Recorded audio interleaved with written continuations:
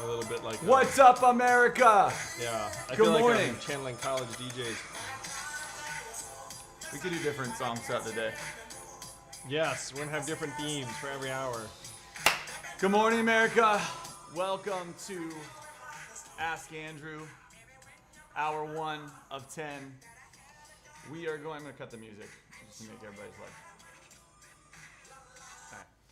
All right. Welcome, guys. Welcome to our Ask Andrew Marathon, our 10-hour, unfiltered, unmoderated Q&A with the one and only Andrew Yang. How are you doing this morning, man? I'm doing great. Thank you, Yang Yang. Thank you for everyone who's supported this campaign. I can't tell you how incredible it is to have so much love and warmth and support every step of the journey. So really, love you all.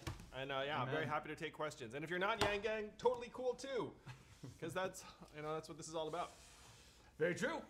So I'm Zach. I'm Andrew's campaign manager and your host for today of this marathon of a day. I just want to say on behalf of our entire Yang campaign and staff, welcome. Thank you for taking time out of your day to tune in. We will do everything we can do to keep it as interesting as possible. You said this is like my Marco Rubio move. Be like, and then resume talking. How today's gonna go. Here we are. No. All right. Okay, so before we dive in, I want to give everybody kind of an overview of what we're doing. So we are, for our own sanity and for the sanity of the world, we're not going to be on camera all day. We will do a mixture of on-camera and off-camera stuff. I also think you dive in, you're able to like give data and actual studies when you write things like that. So we wanted to balance that. Multimedia. AMA. We're going to be streaming this all day on Facebook, YouTube, and our website, yang2020.com, and then a various form of platforms, so Quora, Reddit, and one of the things we're doing is beta testing the new Twitter Q&A functioning. So very, very exciting stuff. So, and if you follow Andrew Yang on any form of social media, we'll be blasting about this. So you ideally can't avoid hashtag Ask Andrew. You're in the room with us, whether you like it or not. So we'll do sections for various topics.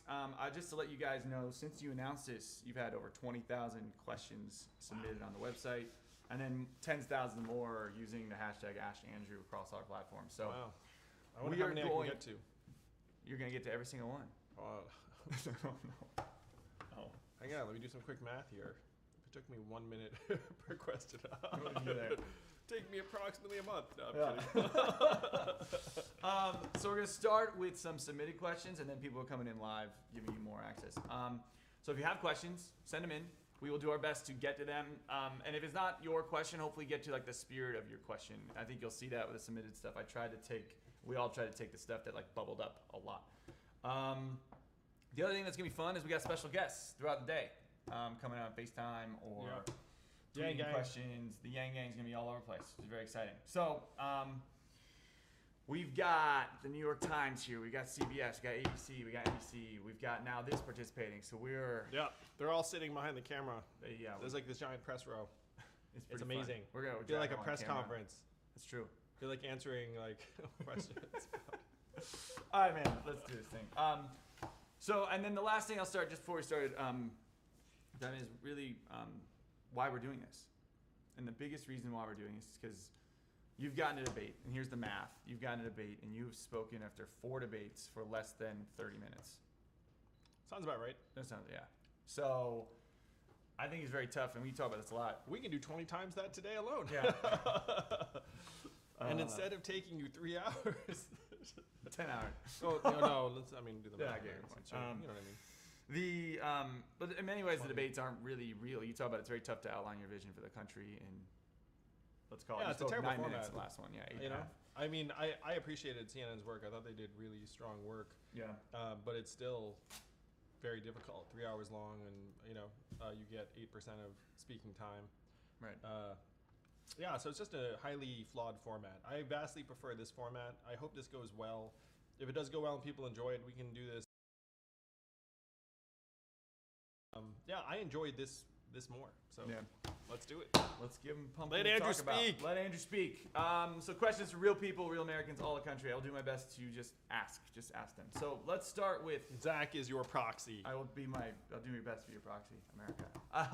Let's start with something like light before we dive into the meat of stuff. And this isn't a question for anybody. You had a bit of a morning this morning. Yeah, so I bike my son to school, my younger son, because he can still fit on the bike seat. And the chain came off the bike, like while I was on the road, and then it was like you're pedaling and the bike's not moving, and you're like, oh crap! And it was like a bike lane, and there are bike commuters around me. So I had like a minor like, oh my gosh, I should get out and try and fix it. And then my son didn't really know what was going on. He was in the seat? He was in the seat. And so then I was trying to figure out, can I fix it with him on the seat? And then I concluded I could not. So then I walked to someplace safe and then took him off. And then I did manage to fix it, but my hands were covered with grease. I'm going to go like this. Because there's probably still a little grease there because I didn't exactly have like the lava treatment. You know what I mean? Like I just used whatever dish soap was in the bathroom. So then my hands were all greased up and I was like, oh gosh. But I fixed the bike and then I got him to school and then the bike chain came off again on my way between his school and the office. So now the bike is, I think, getting walked to the shop. Yeah, but everyone's safe. You know, All he's safe. in school. I'm here. All is good. Just my hands are a little smudgy and greasy, but you know, you wouldn't know that unless I told you, which I just did. I got a panic call from you this morning, Zach. Well, you know, It it's might like, be a little late. yeah, I might be a little late, but here I am. We made it. Okay, so let's at least start high level. One of the questions we got, this was from, I believe, Tiffany said, what was the moment you knew you were running for president? So the backdrop to this is I spent 7 years running a nonprofit that I'd founded, Venture for America, that helped create thousands of jobs in cities around the country. That sounds very boilerplate-ish. But as part of that time, I was reading books on the future of work, and I read a book by a guy named Andy Stern called Raising the Floor. And he was the most powerful, prominent labor leader of his time. He was the head of the SEIU, which I think is still maybe the biggest union in the country. And so he said, the future of labor is no labor. We're kind of screwed, and we need to have a foundation for all Americans of $1,000 a month. Wrote this book in 2015. I read it sometime like a couple years afterwards, because I was always trying to consume any information on the future work. And I was really struck by this, because I was like, okay, this is not a techie saying like, hey, we're gonna automate away all the jobs, which, like techies, you're like, well, you would naturally think that. But this is someone who championed labor for decades, and he said, hey, we're kind of doomed. We need to do something bigger and more fundamental and more dramatic. And so I said, okay, if it's not a techie, if it's actually the labor leader saying this, then you really should listen. And at the end of his book, he says someone needs to run for president on universal basic income. And so I obviously, remembered that. And when I was thinking about running for president, I had lunch with Andy Stern here in New York in 2017. And I went into the lunch saying, if he says to me, no one is going to run for president on universal basic income, then I will run for president on universal basic income. So if you ask Tiffany, the moment I knew I was going to run for president was at the end of that lunch, when I had lunch with Andy Stern. Was like, all right, Andy, if anyone's going to do this, you would know, because you're one of the champions of universal basic income, and you'd be one of the first people I'd call if I was going to run for president. And so he said, so I said, who's doing this? What's the energy level around it? What's the attention? Right. And he said, no one's doing anything. I think that was his direct quote, no one's doing anything. So I said, okay, I'm somebody and I'll do something. And that's when I knew I was going to run for president. So that was spring 2017. What did Andy say when you told it to him? Or did you not tell him, you just knew and walked away? Oh, I mean, I told him. I said, hey, I think you're 100% right. Someone needs to run for president on this, and I'll do it. And then I said to him, what's the first thing I should do? And then he said, make a list of people who will give you $1,000 to seed your campaign, just to show that, some support. Care. Yeah, and so I was like, well, that's a very reasonable starting point. That's actually what you would do in a lot of situations. Like if you were starting a business, you might make a list of people that might give you some money.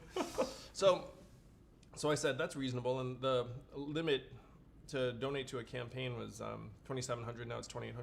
Is it $29? $28. It's $28 now. So it's $2,700 at the time. And so I made a list of people I thought would give me $2,700 to run for president, which means they're friends of mine, obviously, because like most people, most people don't have $2,700 lying around, and most people are not going to give some anonymous figure contribution to run for president. So I made a list of approximately 100 friends. And I was like, okay, that's like $250,000 or so. I didn't do it in front of Andy. I mean, I just said to Andy, it's like, hey, what do you think the first move is? Right. And then he said, you should probably make a list of people that would give you some money. I said, well, that's reasonable. And so I did that night. And then I said, well, that's done. What next? What's next? Yeah. And so I then started taking these steps. The other thing is I had a job. And so I had to think about Venture for America, right? Yeah, what the next steps were there is I was like the CEO of a national nonprofit that I'd founded. And so there were, you can't just be like, well, like time to do something else. Like, there are actually a lot of steps and moving parts. Because I would never want to leave an organization in a position where it wasn't going to thrive. And, I'm very happy to say that Venture for America has taken off without me, where, I think they grew some dramatic number like the following year. So I was probably holding them back. So there's obviously a lot of questions we can go in on UVI, but I want to keep going, like starting with your background. So this is how me and Zach know each other, actually. That's true. So I knew you from Venture for America. And so people don't know this, is that and Venture for America was this like unicorn story in the social entrepreneurship space where I was, where you don't really go as a startup nonprofit from like a $200,000 budget to a $6 million budget without like a billionaire backer, which Andrew didn't have. It was just people and partners. And so tell a little about that organization, and then I want to talk about like the transition from that to, or we get a lot of questions on like transition from that to president. So VFA what's the core concept? The core concept was, or is, because it's doing phenomenal work. Is creating jobs in communities around the country, and the direct mechanism was to help entrepreneurs and growth companies in cities like Detroit, Cleveland, St. Louis, Birmingham, New Orleans, cities around the country that were not necessarily natively going to draw that talent in, and it was, it's so phenomenal. Like I still have many, many close friends all over the country, all over the org. So I started it in 2011, in part as a response to the financial crisis. Right. Because if you were in the financial crisis, and I can't believe that it's like 11 years ago now. That's madness. But it had a really fundamental impact on me, because it's like, wait a minute. You mean like all of these exotic financial instruments crash the economy and like weren't actually producing real economic value? And then like you kind of had some suspicion, but then when it got bore out, you were like, oh no. We have all this intellectual capital and financial capital, obviously, like going to the financialization of our economy. And so I wrote a book about the core ideas behind Venture for America. It's like, we need people building things again. And to me, building things meant starting businesses and helping businesses grow in Detroit and Cleveland and St. Louis and Baltimore and other cities around the country. So that was the premise of Venture for America. Apparently the mic needs to be closer to us, Zach. We're getting signs. Look at that production staff, yeah. So ABC couldn't hear us. So that was, and Venture for America has helped create several thousand jobs around the country. I was honored by the Obama administration. Movie about us, if you like documentaries, called Generation Startup, that you can find on iTunes or wherever. So that was the Venture for America story. And someone asked... Is the Venture for America story. And it's doing so well. But someone asked, could you tell your elephant parable about VFA? Which I think is a really good segue into why you ended up running. So, the parable of the blind man and the elephant, where you get, I think it was like 9 blind men, and they're all around an elephant. And then you ask them, like, what is the elephant? And then one of them will say, like, it's like a snake, because he was holding the trunk. And another one will say, it's like a tree trunk, because he's holding the leg. And then another one is like, it's like a rope, because he's holding the tail. So that's the way the U.S. economy appears to most of us, because you see the stuff around you, you see the parts of it you interact with, but then there's this bird's eye view where it would look like an elephant. And I spent 7 years operating in 18 cities around the country, in the Midwest and the South and the Northeast, And during that time, I was living in New York and Silicon Valley and visiting DC. And so I feel like I had an unusual perspective where I'd been both inside the bubble and in the Midwest and the South. I'd been to most of the country, experiencing the economy in different ways.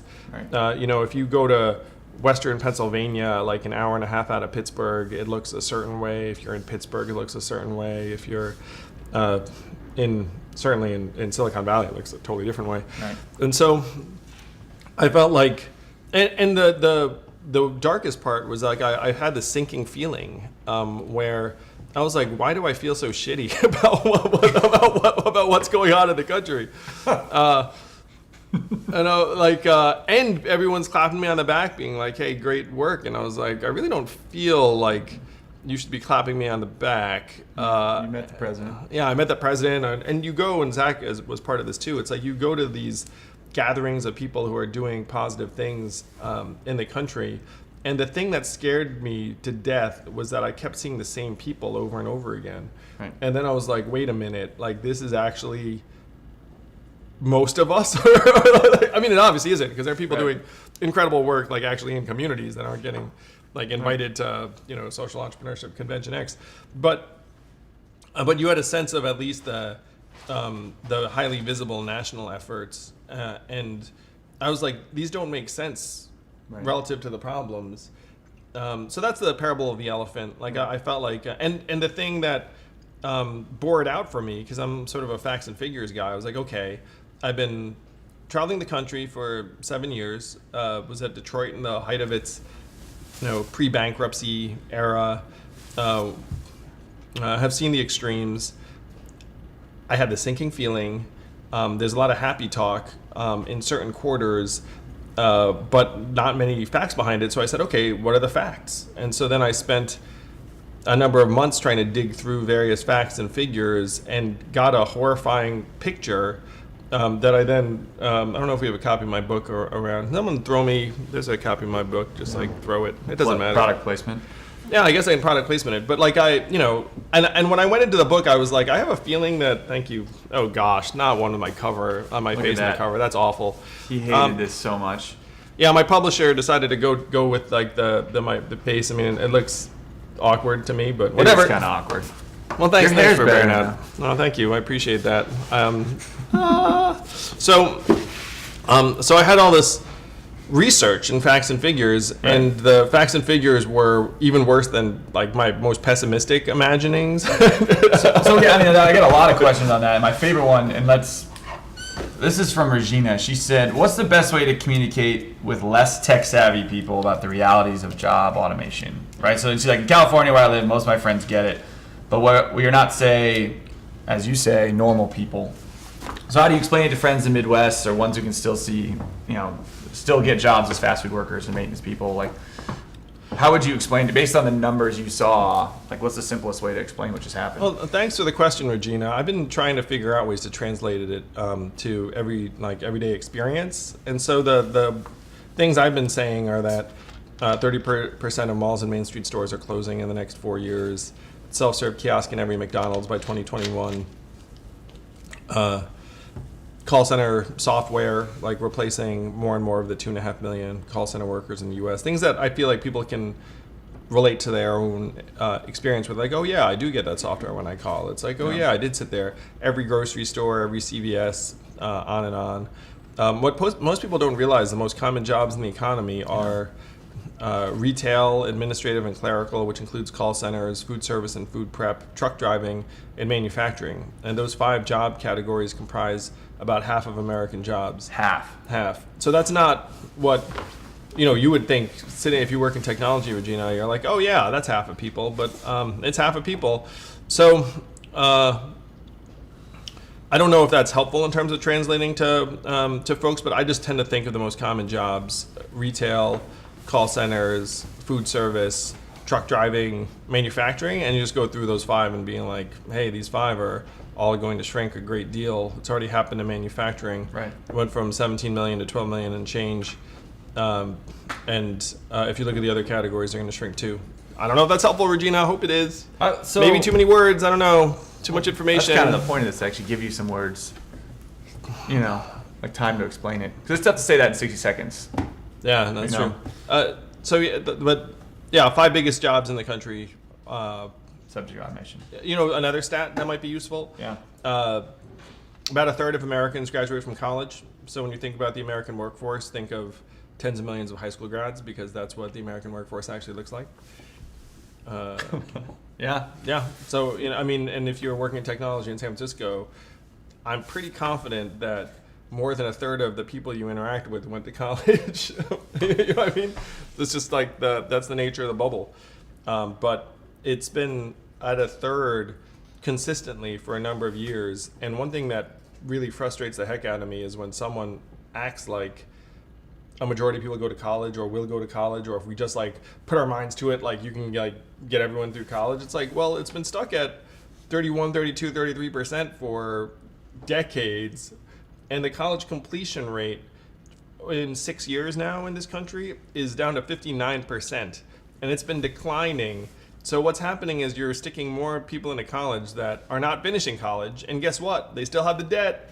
Colleges don't say, what, you didn't finish? It's free. Like, that's not the way college works.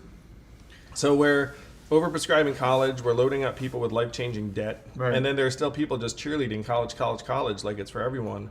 And it's not. So maybe that's another useful stat, Regina. If you just say 33% of Americans go to college, then people will be like, oh, and then you think like, yeah, so think about that workforce, and they're like, huh?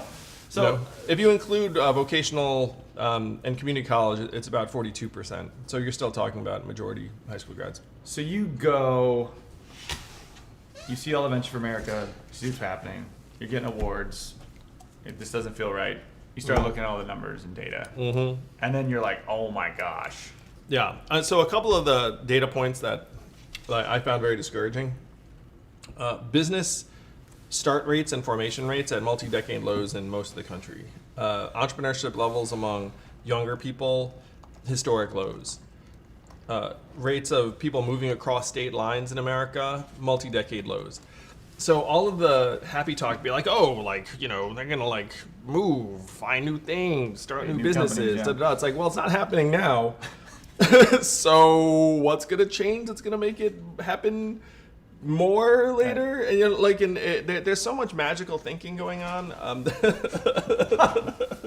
really is. And I love entrepreneurship. I mean, it. Like I'm an entrepreneur guy. Yeah. So like, I consider myself a very like positive can-do person, but wishing something is true, particularly society-wide, because anyway. So you see all this craziness. You talk to Andy. He's like, we got to, like, he's a labor guy, not a tech guy. Says we got his work. Back to, I think it was Tiffany's question. It was like, so then you see all this, like, I have to run for president. Someone has to. Someone has to. So what did you tell your wife? Which is a question we got a lot. Like, all right. So what happened with Evelyn was, I was talking to her about it before I had lunch with Andy. Okay. So I was just like, hey, FYI, like, I'm considering this, and she was like, frankly, somewhat dubious that I was going to do it. So she had like okay, like, well, keep me posted on that sort of thing. And so then after I came back from lunch with Andy, I was like, hey, I'm really doing this. And then it got more serious for her, I believe.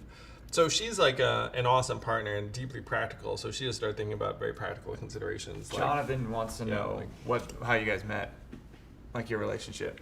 So we met in New York City. We both were on Columbia's campus. We both graduated a number of years ago, but there was like an on-campus event. So we met in early 2006. Gosh, 13 years ago now. And we were both dating other people at the time. And so nothing transpired, obviously, because I was like, oh, well, and then a number of months later, she emailed me saying that a friend of hers was looking at taking a course at Manhattan Prep, the company I was the CEO You used of. to work, right? Yeah, and so, and then I was like, she was like, "Can you help her out?" I was like, "Sure, I can help her out." And I was like, "Hope you and your boyfriend are doing well." And then she emailed saying like, "Oh, we're not together anymore." And I was like, "Oh, really?" And I was single too at the time, so I was like, "You want to get together for dinner?" So that was in 2006, and we've been together ever since. Well, there's like is that technically correct? I'm thinking like there might have been like during the dating period where she, I think there was one point where I wasn't sure if I was going to see her again, but then I did, obviously. So we've been together since 2006, and then got married in 2011. Had our first child in 2012, who's turning 7 at the end of this month. It's hard to believe. I mean, time flies, but but certainly there's like a before Evelyn and after Evelyn, in terms of like it just transformed my life completely in very incredible and positive ways. I mean, yeah, super grateful, Evelyn. You're totally not watching this because that's not just watching this is not something that Evelyn would be doing. Will she watch the highlights? I mean, she watched the debate from She the did watch the finish. I mean, debate. that's like, but I mean, asking your wife to be like, "Hey, you want to watch my 10-hour AMA?" Be like, Psh. Like, God, Andrew, I see you Too often. I see you all the time, and like yeah, so I'm sure she's not watching this. But love you, Evelyn, and thank you. I tell people all the time when they thank me for running, which happens sometimes. I'm like, thank my wife because she's taking it on the chin much more than I am. So thank you, Evelyn. Love you. A different Tiffany has asked. Different. Sorry, Why you keep asking answering questions from Tiffany? This is a good question. What have been the most rewarding and most challenging parts for you and Evelyn in parenting and with the campaign too? Oh my! Like, so this is fresh in my mind, but Evelyn just said something to me. Literally, I think it was yesterday, where she said 80% of parents with special needs children split up. No. I know it was. Is so that real? dark. Did you look that up?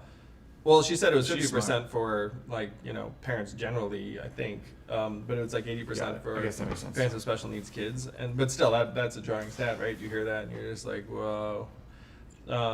So there were very hard times when Christopher was small, where we're first-time parents, so you don't know what's normal. Right. But he was doing things that there was a part of me that was like, I'm not sure this is normal. Like he would like dissolve into like shrieking about various things, had body control issues, and like had very negative reactions to various things. I remember vividly when I love both my children dearly, but when my second child woke up and didn't just immediately start screaming, I was like, oh, like, I thought that there was a chance that it wasn't totally normal for you just to like wake up and start screaming. So Christopher is on the autism spectrum. Yeah. And so, but Dame, you didn't. When did you know, or did Damien help you? Did having your second child help you figure out more about Christopher? We realized, we got Christopher diagnosed, I should say, or measured, evaluated, when he was about to turn 4. So for the first several years, there's just a lot of stress where when Christopher would wake up, he would, just, again, like just scream. And so there's like a lot of screaming in the house. And if you did anything, like it'd be like the dumbest stimuli. No offense, Christopher, love you, but like it'd be like texture change, like temperature change, like things that if you're around, you'd be like, this should not be a cause for a meltdown, but it was. And so there was just like so much stress in the house. And if you can imagine like a first time set of parents, or a first time mom in particular, because Evelyn, and I think this is true for moms, but they have like this special connection where it's like they kind of know what's going on with the kid. Right. And so what would happen with Evelyn is like Evelyn would and this could be bad on me, but I was just like, it'll be fine was like my general default posture. It's like, yeah, it'll be fine. Like, right. Yeah, it'll be fine.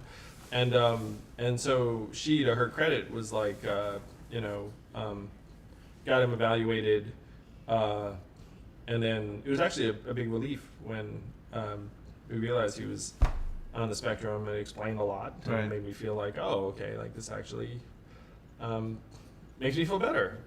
First time dad, yeah. Yeah, the first time dad, and Damien was like born, when Christopher was about 3, and so yeah, so that was some perspective too, because Damien was a more chill baby.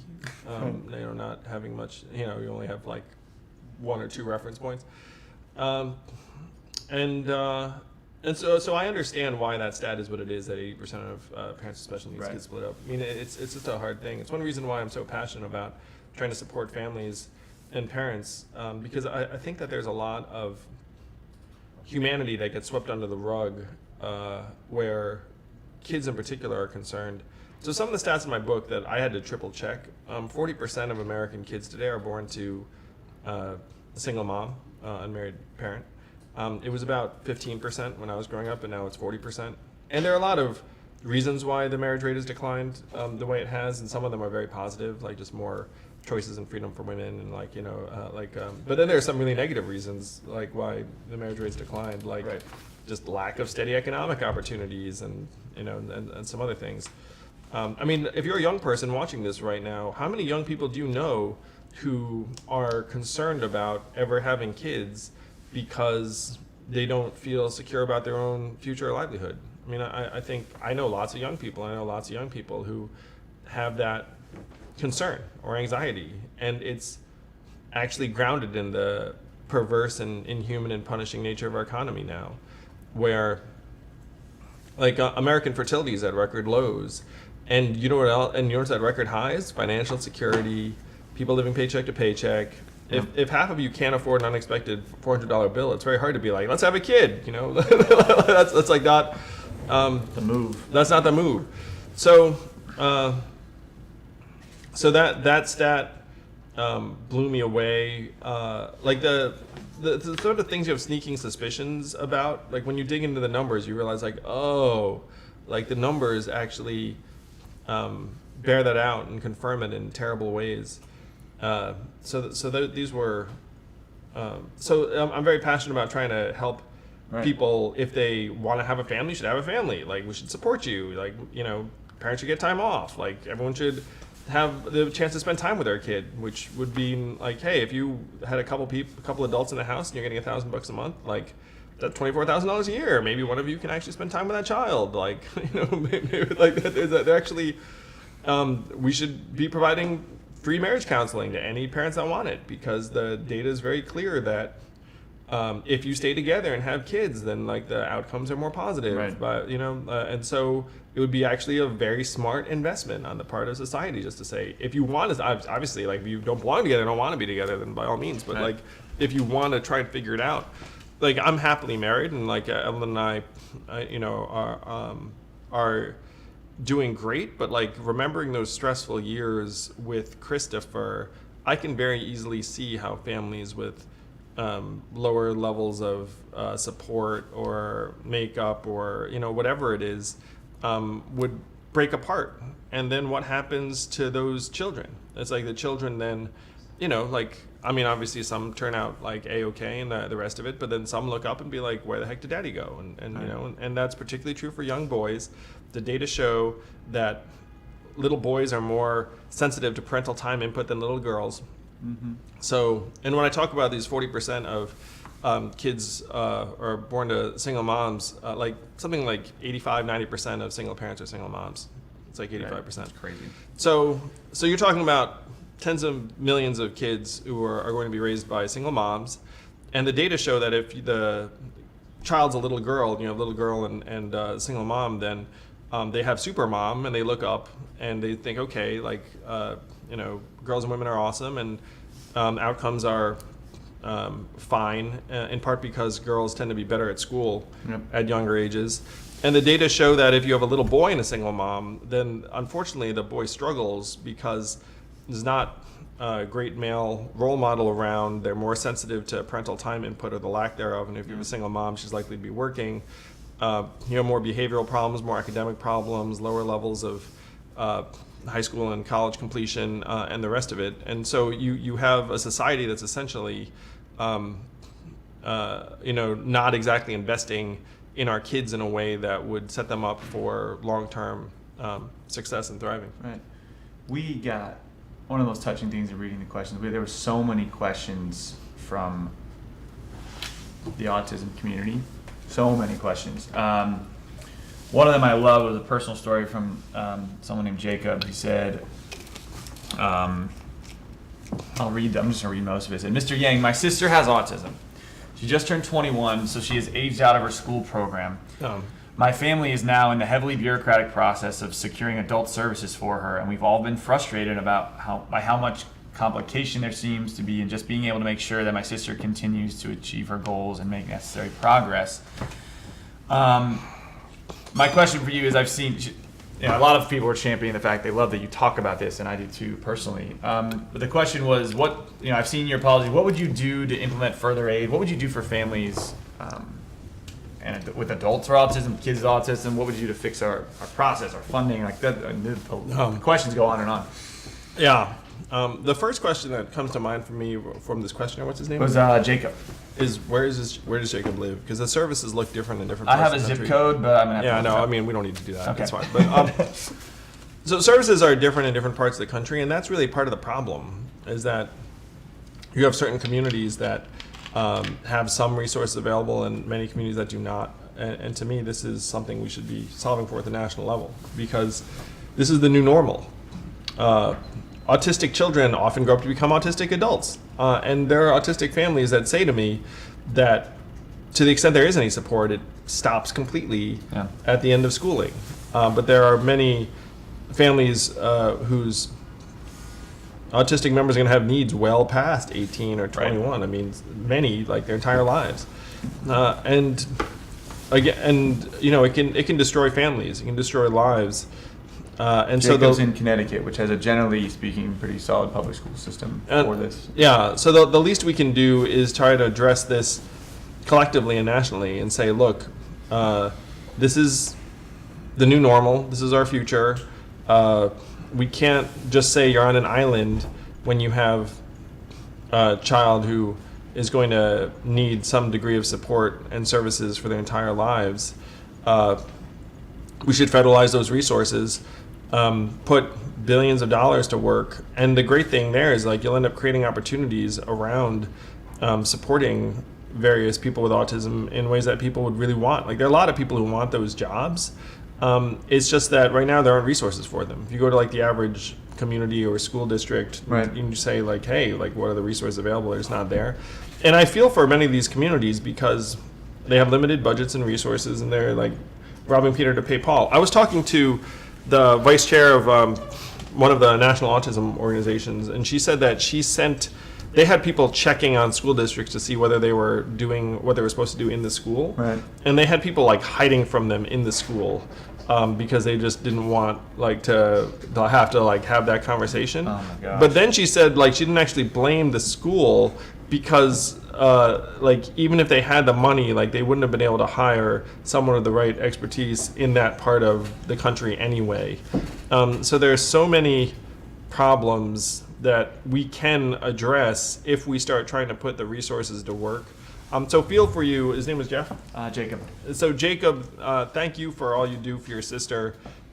We have to help you do much more. I would say federal resources put to work.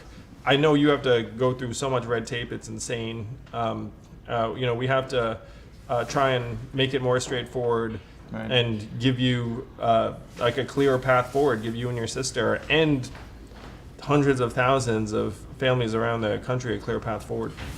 We got this question, which I think is fascinating, maybe a good segue into one of the things we want to talk about, is your freedom dividend at some point, and automation continue. But Jess asked a question, like you, I have a young child with autism, but you talk a lot about the future of employment.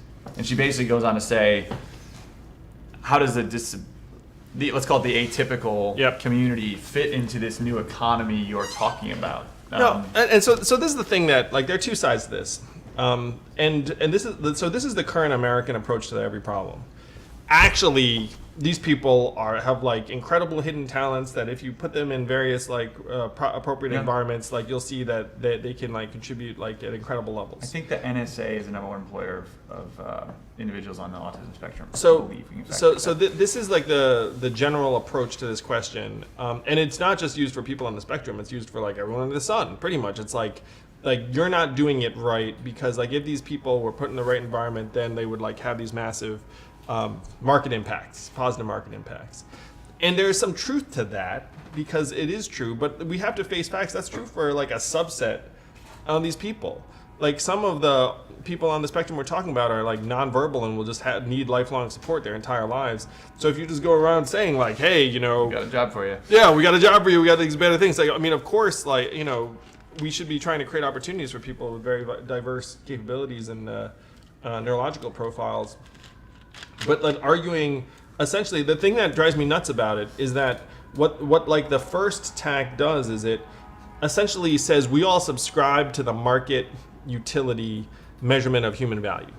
Is like if you're a trucker and now your truck driving skills have no value in the market because your truck's driven by robots, we should make you into a coder or something that does have market value. Like, and because if you don't have economic value, you have no value. Right. And then if you take a group of people, like people on the spectrum being like they have economic value, they have economic value. It's like, you should just be like, it doesn't matter if they have economic value. They have human value. They're human beings. They're our children. They're our fellow citizens and Americans. Like, if like AI presidential candidate came out behind me and was like, hey, turns out I'm better than Andrew at everything, you know, like, does that mean I should just like go and be like, well, it's over for me, I should just like just jump out a window now? Like, of course not. And so like it's somewhat frustrating to when people are trying to sell it as if it's like you just haven't plugged into their market contribution potential. It's like, well, yes, we should be doing everything we can to like help people find fruitful opportunities, but we should also say, look, the market is not the end-all be-all determinant of who has value and who doesn't. Like, and one of the points I'm making on the trail, which is very, you know, much in this conversation, is like, what does the market value Evelyn's work at with our boys? 0, you know, and like, and we all know that's nonsense. And so if you look up and say like the market is a highly imperfect determinant of what has value, the market will systematically undervalue parenting, nurturing, volunteerism, arts, creativity, most forms of journalism. Sorry, journalists, but like now, you know, like it's heading in a nasty direction. Women and underrepresented minorities in many, many contexts. And so if you look at this and say, okay, some of these things are literally the most important things in our lives. You know? Yeah, like relationships, like altruism, like anything that you think of as like the stuff of human existence. And this actually is the great tension that's tearing our country apart, is that we've all gotten brainwashed into this like market mentality. It's like, you know, essentially your fault, adapt or die, brand yourself, like keep on hustling, you know, like this thing. And then the market is like progressively zeroing out parenting. It's like, oh, I guess I'll never have a kid. You know, like helping others, like most forms of arts and creativity, a lot of people with various neurological profiles. And so this is like the great schism.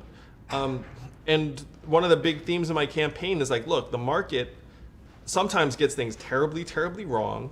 If we follow it too long, we are screwed. Right. And we need to try and get the market aligned over here. Or in some cases, just ignore the market. Just be like, hey, you know what?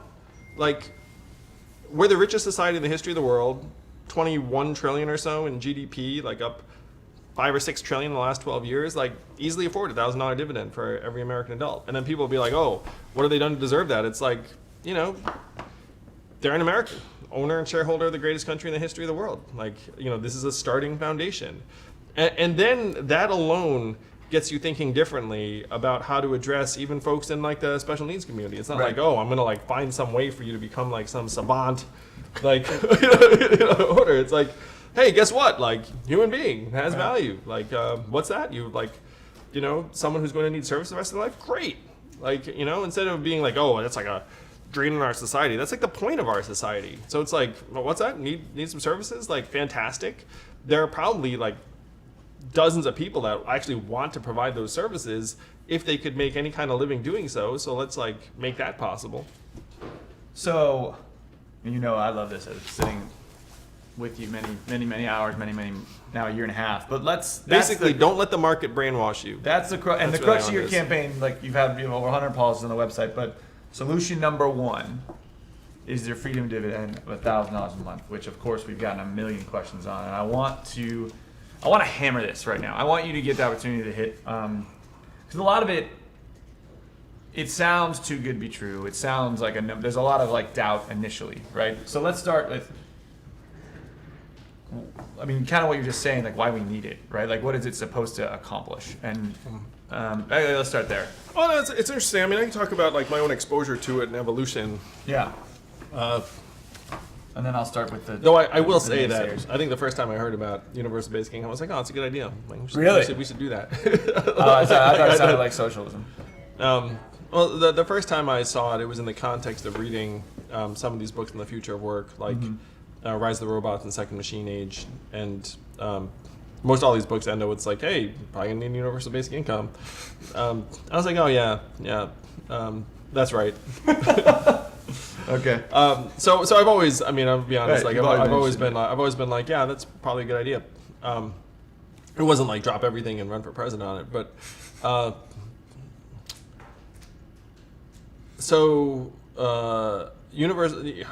I mean, I could get started. So universal basic income is not Andrew Yang's idea. It's Thomas Paine's idea, Martin Luther King's idea. Elon Musk obviously thinks we should do it. Thank you, Elon. So it's not me. I mean, it's a deeply American idea. Thomas Paine called it the citizen's dividend. Martin Luther King called it the guaranteed minimum income. Richard Nixon called it the family assistance plan. And Alaska has called it the petroleum dividend for almost 40 years now, where everyone in Alaska is getting between $1,000 and $2,000 a year, no questions asked. So if you're a family of four in Alaska, you might have gotten $8,000 last year. Yep. And it kicks in like a year after you move there. So if you really want some free money, you can go to Alaska and you can get it the next year. The reason we don't talk about it that much is that Alaska is not contiguous to the rest of the country, or else there probably would be more people taking further it. away. Yeah. It's a little further away. If you remember, if you watch the Simpsons movie, when they show up, then they're like, "Here's your money." I don't know if you. I'm not a big Simpsons guy. Sorry. If you saw the Simpsons movie, you remember the Simpsons moved to Alaska for a minute, and then they were like, For the money? Well, no, they moved because they're on the run for something. But then Okay. they show up, and then they just give Homer money when he goes in, and then Homer's like, "It's about time." Okay. So, all right, $1,000 a month, great. You talked about some of the benefits. Let's talk about the elephant in the room. The number one thing is we got online. Can you explain how you pay for it? This question is from Tifasone. I'm probably, apologies if I messed up your name, but it's a very, very cool name. So here, this is what he said. How would you like us, if asked by our friends, families, or strangers who want to know about how you pay for the freedom dividend? Explain how you pay for it in 3 or 4 sentences. We got a lot more time than that, but how do you simply say how we pay for this thing? All right, so there are 4 ways you can think of getting the money. But number one is, right now we have the biggest companies in our country that are paying 0 or near 0 in taxes. Amazon, $1 trillion tech company, 0 in taxes. Netflix, 0 in taxes. Google moves a lot of earnings to Ireland. Like, they don't pay 0, but they pay a lot less than you'd think. Parking tens of billions of dollars in other parts of the world. So number one, it's like, how do you pay for it? You give us a slice of every Amazon sale, every Google search, every Facebook ad, every robot truck mile, hundreds of billions in new revenue. And so this is the thing that maybe these numbers help people. It's like someone looks at it and says something like Andrew, like, how can you pay for that? Isn't that, let's call it like 2.4 trillion a year or something like that? And then you say, wow, that sounds like a lot of money. Our GDP is 21 trillion. And then someone's like, huh, like, when people think about like these numbers, it's like we are the richest, most advanced economy in the history of the world.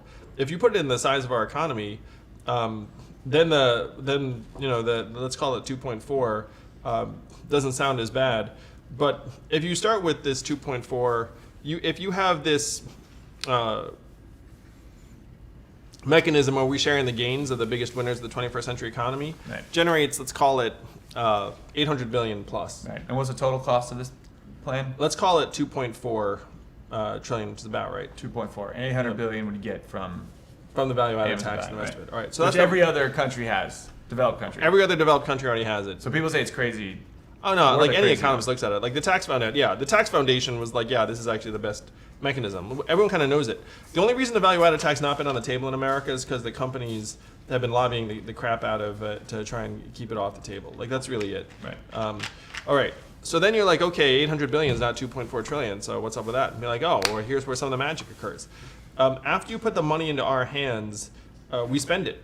It ends up growing our consumer economy quite significantly. The money circulates over and over again, and then we get more tax revenue for the fact that there is like more purchasing, more traveling, more Right. business starts, more hiring. Like all that stuff generates hundreds of billions of dollars, depending upon how aggressive you get with like how much the growth is going to be. Let's call it 500 billion, which is reasonable. So then you're at 1.3, so you have another 1.1 you're looking for. Mm-hmm. Then you save hundreds of billions on things like emergency room healthcare that we spend like Yep. hundreds of billions on now. Incarceration. I was with a corrections officer in New Hampshire who said we should pay people to stay out of jail No. because it's so costly when they're in jail. And this is a corrections officer, mind you.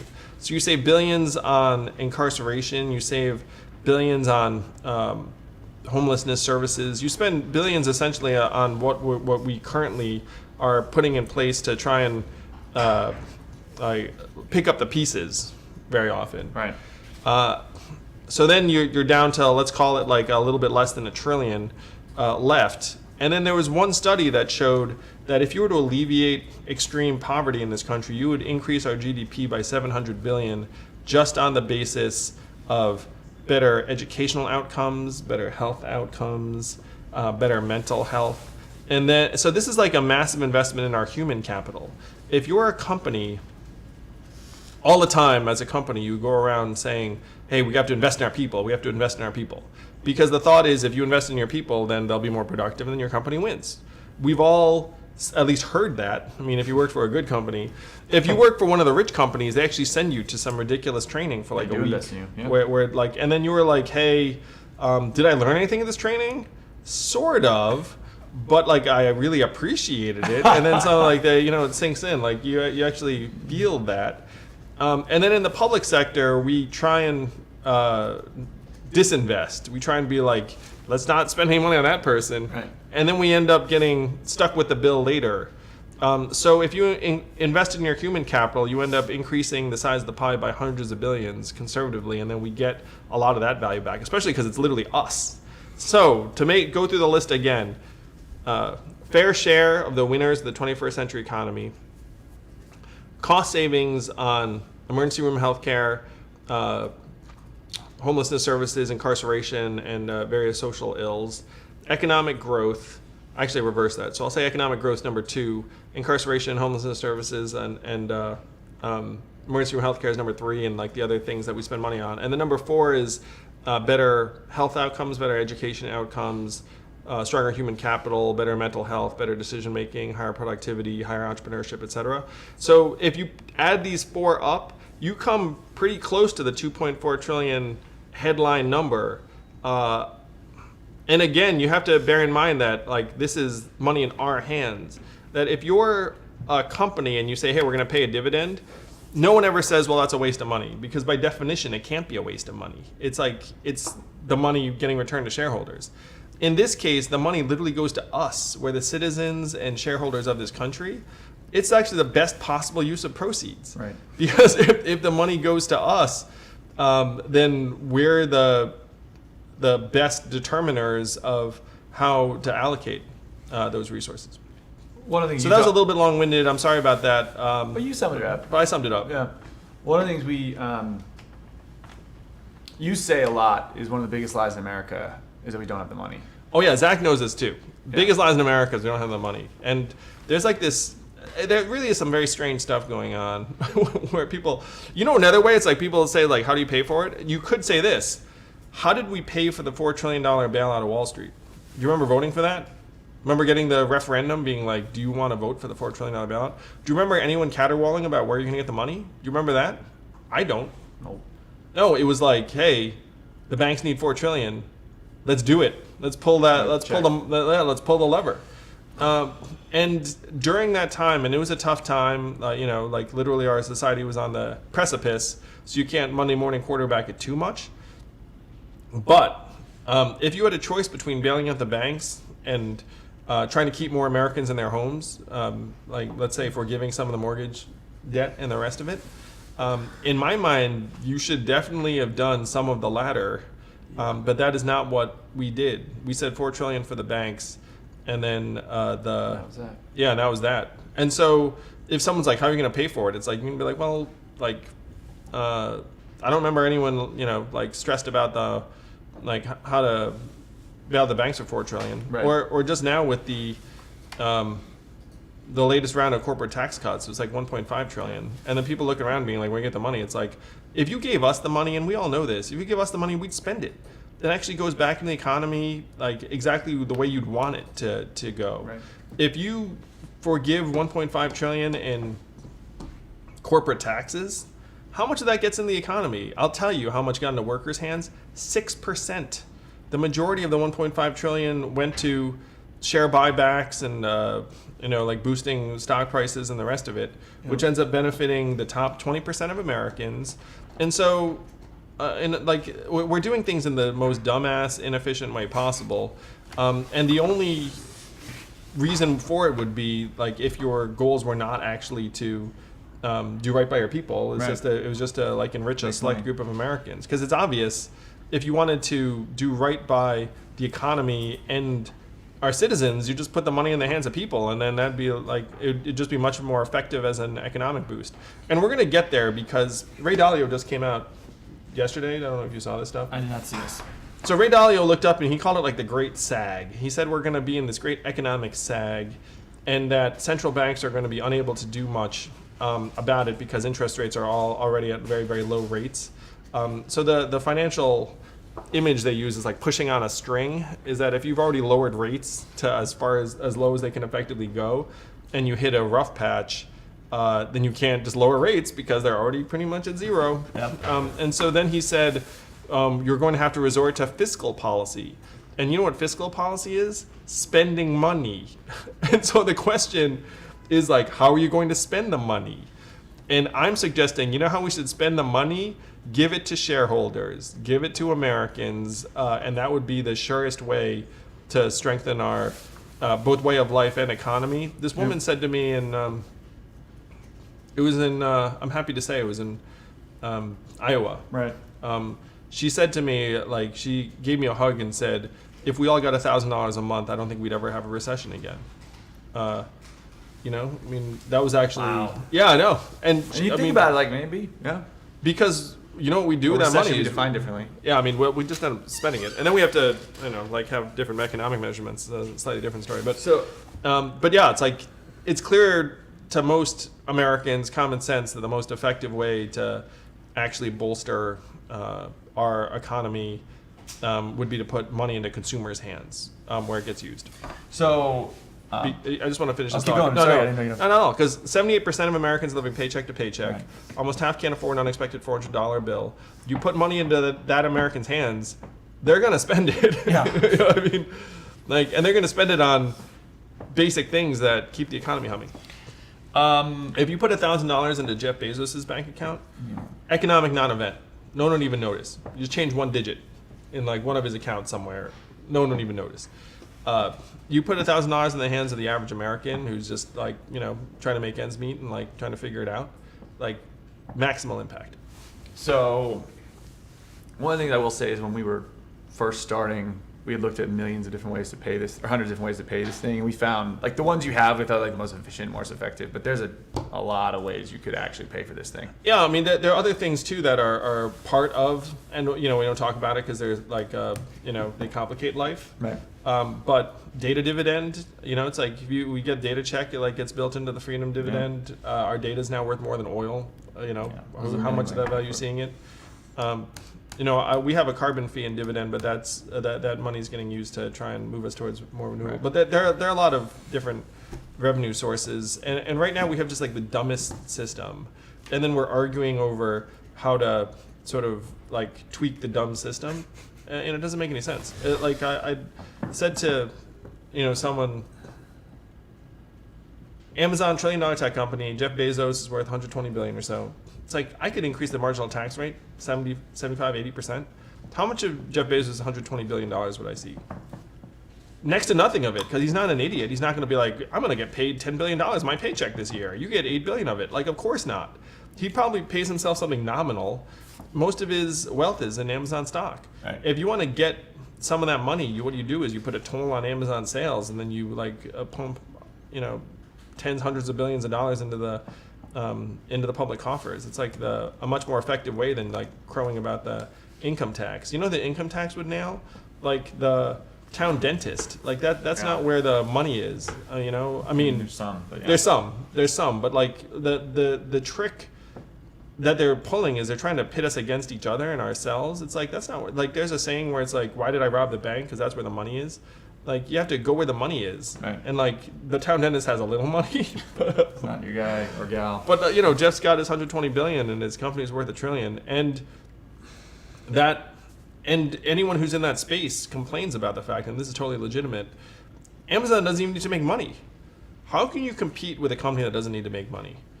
It's pretty freaking hard. The ironic thing is, someone who complained to me about this was like a Walmart employee. Jeez. Walmart's like, how can we compete with Amazon? They don't even need to make money. And like, everyone was like, wow, Walmart just like squashed the heck out of all the mom and pop retailers. And they were like, how can you compete with Walmart? Smoked, yeah. And then they're looking up at Amazon being like these guys don't even need to like report quarterly profits, and they still get $1 trillion valuation. If Walmart reports an unprofitable quarter, their valuation gets cut like very, very quick. It was. So this is the system. There's a system. It's like we're in this system of hyper capitalism run amok. Tim O'Reilly calls it super money. Says it's very hard to compete with super money, which is like money that doesn't even need you to like actually show profits. And so if you're in an operating environment where it's like, I have to like scratch and claw for every nickel and dime, and then your competitor is like, I can do whatever I want, then. So, all right, I think we covered paying for it. One of the biggest questions you got is on inflation. What happens to an economy when you put $1,000 a month in everybody's hands? And so Ed asked this question. He said, what about inflation? For example, a landlord knows you're getting $1,000 a month more a month. He increases rent $1,000 a month. Or I think other things, like part about the VAT too, is like, will people increase their prices? Will big tech increase their prices? So I think those are two actually separate questions. Yeah, they are. Let's start about inflation, like landlord sticking to you on rent and everything going up. Yeah. All right. So there are three core sources of inflation in American life that are making us unhappy. Number one is housing. Number two is education. Number three is healthcare. Maybe you could swap 2 and 3, but those are the big three. Those are the three that make us miserable. Right. Just about everything else in the consumer economy staying the same, even getting cheaper or better. So that's obviously media and entertainment, clothing, electronics, cars, food for the most part. Prices have been fairly stable. And this was even true post-bailout when we printed $4 trillion for the banks. There was not massive inflation. Now, so then why are housing, education, and healthcare getting so much more expensive? Right. It's because they're constrained in various destructive ways. So I'll go with education. Why is college 2.5 times more expensive than it was when I was growing up? It's because colleges have added new administrative layers and then just passed the cost on to parents. And then parents felt like they had no choice but to pay it. So then they turn to the government. The government says, here are the loans. And so now we're up to 1.6 trillion in school loans because there's just no competitive pressure on these colleges. They just keep on ratcheting up. Right. Healthcare, similar. Why do healthcare costs just keep going up and up to the sky? Because you have private insurance carriers. Their business model is like, I'm just going to charge you more this year. The employer feels they have no choice but to pay. They eat it. They make it up by not hiring people and turning everyone into temp gig and contractors. Right. So like we're paying a hidden cost there. And so there's a principal agent problem too, because if you're the consumer of healthcare, it's not like you're paying market rates. You can't shop around. So housing is the one that, what's his name? This question? That's fine. Just pull it up. Ed, sorry. Ed. So housing is the one that Ed's asking about, and housing is the one that people They always that spot. People home in on Yeah. the It fastest. makes sense. If you told me I was gonna get everybody's getting $1,000 a month, like the natural landlord would be like, oh sweet, like I can just jack up rent because people have more money. So, the first thing is that like no sane landlord would ever jack it up by like 1,000. You know what you would do is you might be like, "Ooh, man, I can get away with like Get a away little with more. a I can bump, get away yeah. with like a bump." So even now, it's not like the landlord's like, "I'm going to charge you 100% of your income." Like that doesn't make sense. So even at the most extreme, a landlord would try and stick it to you for like some fraction of it. Let's call it like $300-400 like on the upside. So then let's say they stick it to you to that tune, and you're getting $1,000 a month. You would do like anyone else would do, which is you'd be like, well, let's see what else is out there. That's one reason why all these other markets have remained relatively stable in prices, because it's very, very competitive. Now, housing's competition is getting constrained by the fact that you have essentially like NIMBY regulations that are keeping Right. people from developing affordable housing, and you have limited housing stock available, particularly in robust economic areas that people feel like they need to live in to access certain jobs. So the first thing you do, Ed, is if they say, hey, I'm going to stick it to you, then you say, all right, what else is out there? And you would see if there are other reasonable landlords out there. And if you're another landlord, you'd be like, maybe I'll be reasonable, and then like I'll get a good tenant. But let's say there are no reasonable landlords. Let's say they all try and stick it to you. then you'd look up and say, okay, I've got $1,000 a month. Maybe I can enlist like a friend of mine. Together we have like 2,000. Maybe there are a few family members. It's called 3,000. spouse, right? Yeah. Or a spouse. And then maybe it makes more sense for us to find some fixer-upper someplace, split the house, and then try and get out from under the thumb of these landlords. And this $1,000 a month that we're all getting is portable. It's not contingent upon my living next to where we all work. It actually makes us much more mobile and dynamic and able to make better adjustments. This actually makes it harder to exploit us, not easier. It's not like the landlord's like, ooh, you got $1,000 a month, now I'm really gonna stick it to you. It's like, hey, I've got $1,000 a month. It's like, if you stick it to me too bad, like we can actually adjust and adapt. Yep. So that's the short is that, like, are they gonna try and stick it to you somewhat? Yes. Are you now more able to adjust and adapt and like respond and like not be exploited? Also yes. Are there specific issues around housing supply that we should try and help with, like create more incentives for affordable housing development? I am such a big fan of things like innovations in communal housing, and this could be like the guy in me, but I really like the smaller apartment footprints and like the like the urban stuff. Like I've been in one of the like a container Turned into a house. container turned into a house, and like these Apartment. micro housings. Maybe there are probably other people that dig that stuff too, but we or even at like raising a family with Evelyn, like we look up and say, you know what would really help parents with young kids is if you were like in a place where you cook a meal once a week and then other people cook a meal once a week, and Communal like living stuff, yeah, like yeah. communal living stuff. Like we should 100% be investing in different ways to try and solve the housing problem. And right now, a lot of it is that the financial incentives all hew in one direction, which is I'm going to make the nicest apartments for yuppies that I possibly can, and because that's the way I can extract maximal financial returns. Correct. It's again a situation where, well, like, is this what we want? And if it's not what we want, then we need to create different types of development incentives. Yep. And in many cases, you'd hope to try and help communities address this, because many of the communities end up with local zoning regs that advantage the people with the most clout in those Right. communities, which are never obviously the poor people in that community who are looking for affordable housing. Like it's always going to be like the affluent in a community who want to keep things quiet and the Right. same and keep their property values high. So that big part of Ed's question is like, won't landlords jack up the rent? If they did, it's still portable, right? Like that, Yeah, and and that's a big takeaway. It's still portable, and it's not related to your place of employment, which right now is one of the things that's keeping a lot of people stuck in place. Right.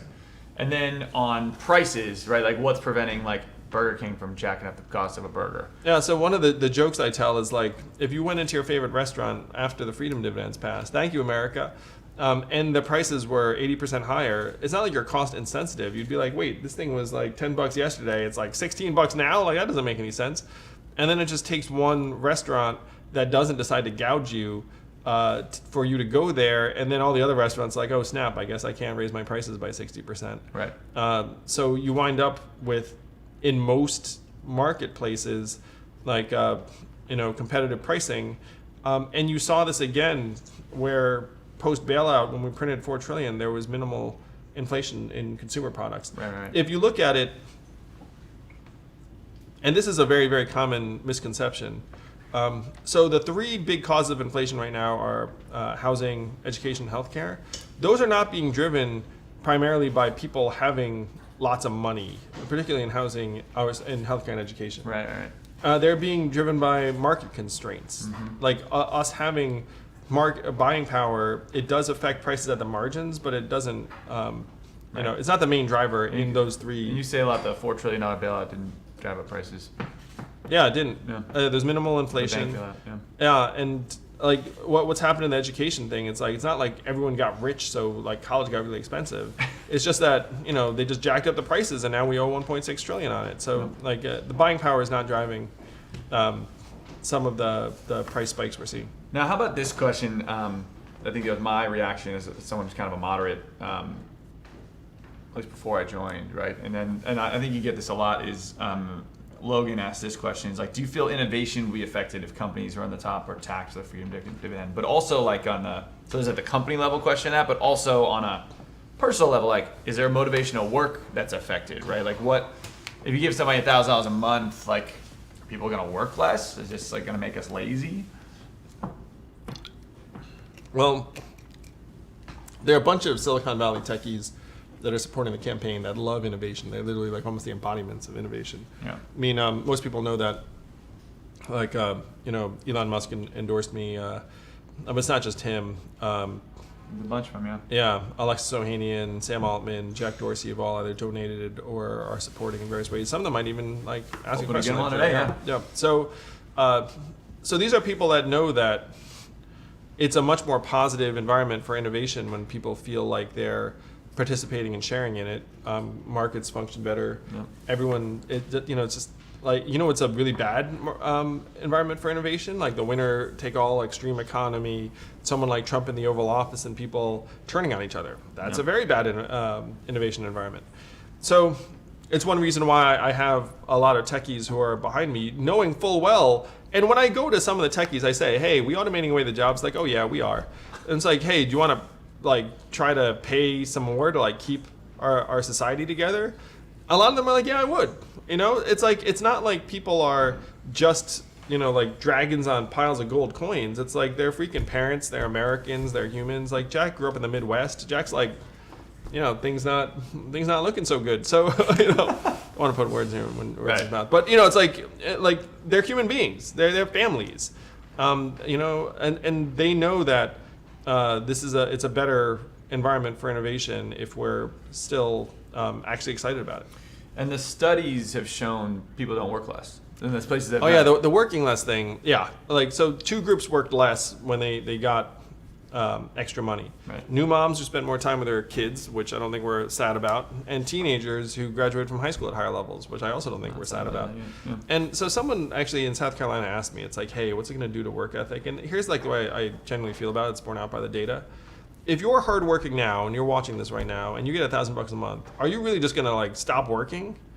Of course not. Some of you might even work harder because you'd be like, hey, now I have like some stuff to play with. If you're really lazy and you get an extra $1,000 a month, are you still going to be lazy? Probably. You know what I mean? Like, like it's like $1,000 a month does not transform someone's nature. Like, but there are a lot of edge cases where right now people are not working or not trying because they think it's useless. And if you had a foundation, then you might be like, maybe I'll actually give something a shot, at least at the edge sometimes. Like, I don't have any illusions. It's like if you're really lazy right now, post-freedom dividend, you'll probably be really lazy the next day too. Like, $1,000 a month is not, is not going to transform most people's nature. Right. But I the data bears this out too. You see a lot of people that are on the edge actually working harder. And one of the things that struck me about some of these studies is that you see kids in particular flourishing more when these families get the money because they become more conscientious. And what conscientiousness is in the context of child development is like, if I do something right, then good things happen. Yep. And one of the problems in like a super stressed out, financially strapped household is that you could do something right and then it does not matter. And then you're like, well, it does not matter if I did something right. So I don't need to be conscientious. Like the money actually puts enough of a structure in place where like good things will actually result in like some sort of positive feedback loop, which ends up being incredibly positive for kids' development in particular. So there are so many ways that it would be helpful. It's going to decrease our right now epically high stress levels, make people more rational, conscientious, Right. Future-oriented, optimistic, more trusting, actually. Like these are all universally well-documented impacts of getting this cash where, and you all can instinctively imagine it, like if you're getting $1,000 a month, like you'd be like, oh, I mean the first month you'd be like, yeah, and you'd probably do something like, a little bit. But yeah. Yeah, but then like over time, it would just get the boot off your throat, and then in real life, it's like when your kid is screaming or whatnot, like you have extra reserves to be like, okay, I'm gonna be a good role model and be like, I'm not gonna scream back at you. I want to be like, well, why are you upset? Like, what's going on? Or like, Right. you have like a tough day. You're just like better able to respond and make better decisions. I mean, it's not about the money. It's about what the money does for us. You say that a lot. It's about more than the money. Yeah, it's about everything but the money. It's about our health, our decision making, our relationships, our kids, our mental health. What we'd want to do with our lives. And the amazing thing is that this is just a popular choice. Like, enough of us get together, we can do it. Like, there's nothing stopping the majority of citizens of a democracy from saying we should have a dividend of $1,000 a month. And you know what's really interesting is, like, I felt this after the debate, is that I think a lot of Americans are waking up to this. They're just like, wait, we can do that? Yeah. That's a thing? Like, and I'm like, oh yeah, it's a thing. And then you can almost sense there are some people being like, shh, it's not a thing. It's not a thing. Like, let's Don't talk about that. Yeah, let's like not talk about it. But Americans are very smart and savvy and being like, wow, we can do that. Like, and then, some people reflect on it too. I'd tell you, the financial bailout really did open my eyes to a lot of things. That's when you started VFA, right? I started, like, literally, like, financial bailouts affected me so profoundly where I, like, quit my job and spent 7 years building a nonprofit. That was a labor of love for me, and it's still a labor of love for, like, like some very, very, like, incredible people that are doing awesome work on it every day.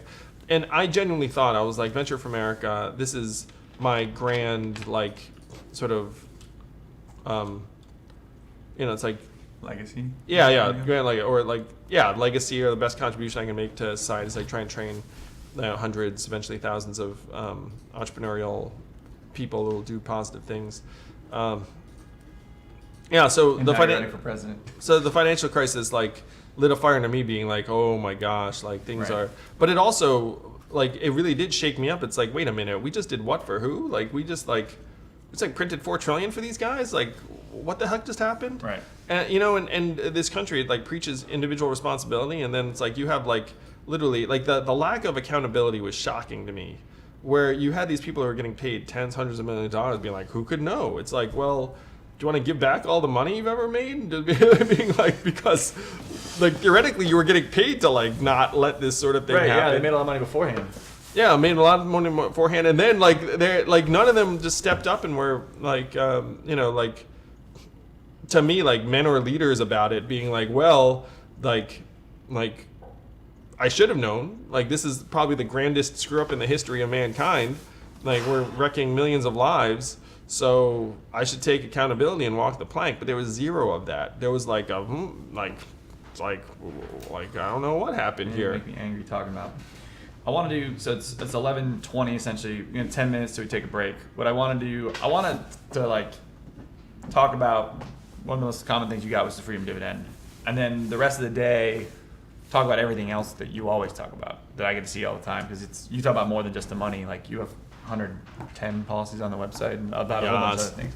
So I want to do this. I'm going to do rapid fire right now. What I mean is like try to answer them as quickly Okay, sorry. as you can. But Okay, no, sorry. and I think the rest of the day we can do longer form. But I think this because there's a lot of like questions people have about the freedom dividend that we don't always get to talk about. Okay. Number one, homeless people, they get the freedom dividend.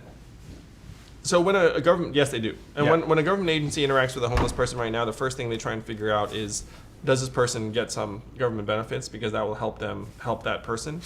With a freedom dividend, everyone will know every person's entitled to $1,000 a month, and you would see massive resources deployed to help the homeless population immediately. Yeah, that was from Jean Ann. Reese is asking, military, would they get it? Yeah, of When course. join the military? Speaking like, yeah, I mean, Of course. yeah, I mean, you'd be getting it. absolutely. You'd be getting it pretty much like before you showed up to the military, and like you go in the I military. agree. you We have keep a lot of getting it. policies on but I'm just rattling off. Annie wants to know, does it stack on top of Social Security? Yes, it does, Annie. It stacks on top of Social Security. Social Security is what someone called it's like a forced annuity.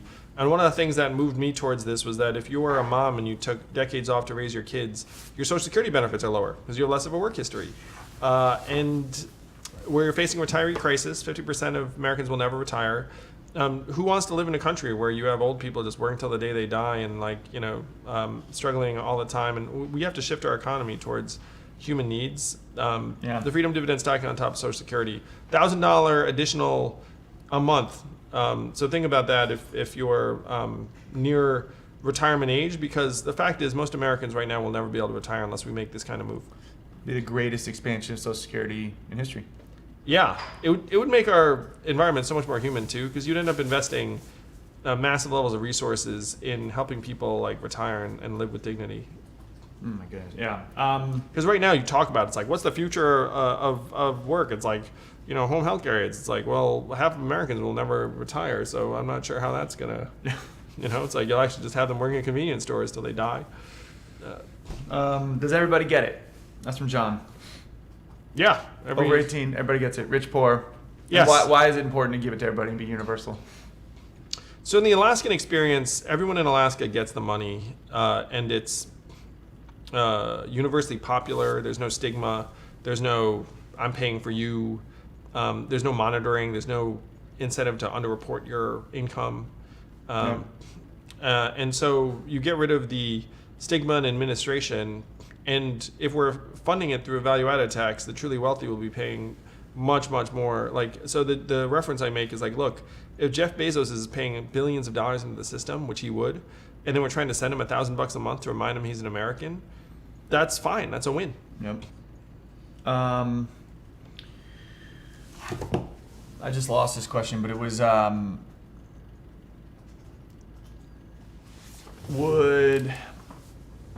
how would it affect tax levels? Like, would you get taxed on it? So the freedom dividend itself is non-taxed, but it may push you. So if you're making like 50, then like with a freedom dividend, you'd be making 62. And so like, the increment on top, you might end up taxed on, but the freedom dividend itself is not taxed. Got it. And Denise had a question. Is fun. I think it has two parts. One is basically like, why is it the same across different areas of living? Sure. And the second part of that question is, will it go up? Will it be tied to something Inflation. like that? Yeah, Yeah. inflation or CPI. Okay, so it's tied to inflation, CPI, which is like measurement of core inflation for goods. So it's going to be 1,000. Then let's say it's 2%. Then next year it'd be like 1,020. Right. So won't that be wonderful, America? In terms of making it the same across geographies, obviously the cost of living is very, very different in different parts of the country. Right. But one, if you live in a very expensive area, like you're frankly choosing to live there often because you can access certain economic opportunities. Like there are reasons why people are choosing where they live. The other thing realistically is it would be next to impossible to monitor people's whereabouts. And we know Americans would be like, I live in the expensive place, and then like go, to the woods. So if you had $1,000 a month, it's portable.